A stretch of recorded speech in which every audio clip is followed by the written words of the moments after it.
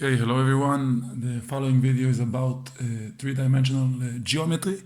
First, an introduction to the basic shapes. The basic shapes are cuboid, which is a three-dimensional shape made of 6 rectangles. That's how it looks like.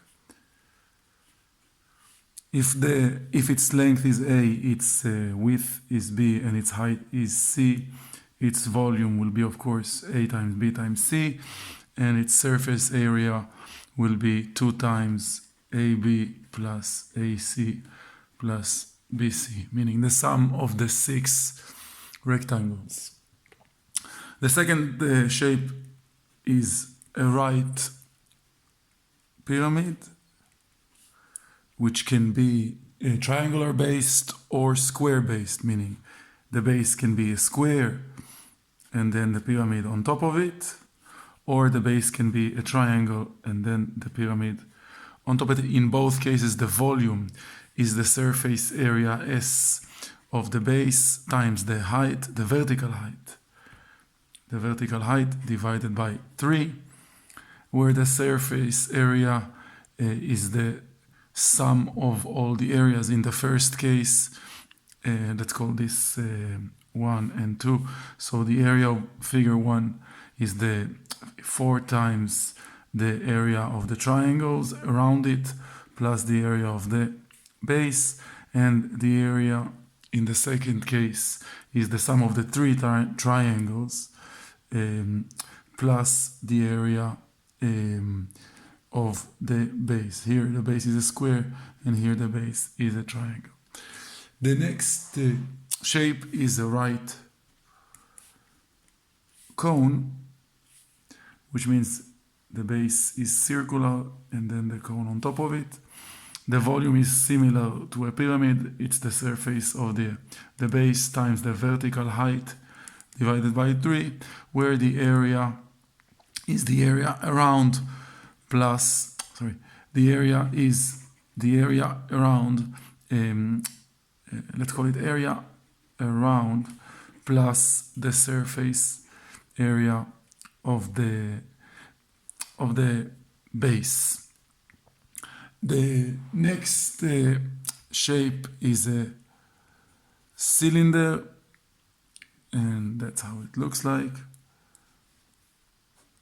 So if this is side SS, the volume will be just, and this is H, just S times H, and the area will be 2 times S plus the area around. That is a cylinder. By the way, this length here in a right cone is called slant height. Let's call it L. The area around is pi r L, where r is the radius. This is r. And this is how the area around is calculated. In a cylinder, the area around is 2 pi r times h, which is just the length of one circle multiplied by h. So it gives all the circles added up, and therefore the area around. The next shape is a sphere. Let's say that this radius is r. The volume of a sphere is 4/3 pi r cubed, and the area of a sphere is 4 pi r squared. Obviously, if it's hemisphere, meaning half of the sphere, I'm not going to graph it, it's the same, just divided by 2, so it will be 2/3 pi r cubed. The surface, well, I'm going to sketch it because the surface area, of course, is different, because there is the area around again, which is half of a normal sphere, plus the surface area of the base, which is pi r squared. So in total, 3 pi r squared is the surface area of a sphere. These are the basic shapes. One comment about prisms, what is called a right prism, if we have a certain geometrical shape, for example, a triangle, I'm sketching it like in perspectives from the side, and we drag this triangle perpendicularly to its surface area, like we drag it in this direction, then what is formed is a triangular prism. If we have a square and we drag it, what we get is a square prism. Well, my sketch is not amazing here. This is a square prism. So in general, the way to form a prism is to take a shape and drag it. The volume, of course, will be, if this is S, its volume will be just S times L, where L is the length that is being dragged. The surface area, of course, in general will vary depending on what is being dragged, but the volume is in general the area of S times the length that is being dragged. That is a right prism. Now I would like to see how to find an angle between two lines. So for example, this applies to 2 dimensions or to 3 dimensions. So for example, if we have the line y equals x plus 1, this is the line y equals x plus 1, and for example here we have the line y equals minus 2x plus 2. So I want to find, for example, this angle. That's the angle between the lines, or this one, which is 180 minus this one. So what would I do? For example, one option would be to sketch a horizontal line here, calculate the angle alpha, calculate the angle beta, and add them up. So since I know that the slope of this line is 1, I know that when this is 1, this is 1, meaning for a run of 1, there is a rise of 1. That means immediately using the tangent is that tan of alpha is equal to 1 over 1, or 1, and that means immediately that alpha is 45 degrees. In case of beta, here I can construct a similar triangle. This is the same 1, and this is 2 because the slope is minus 2, so the length of this segment is 2, and that means again that tan of beta is 2 over, and I ignore the minus for the sake of calculating the angle.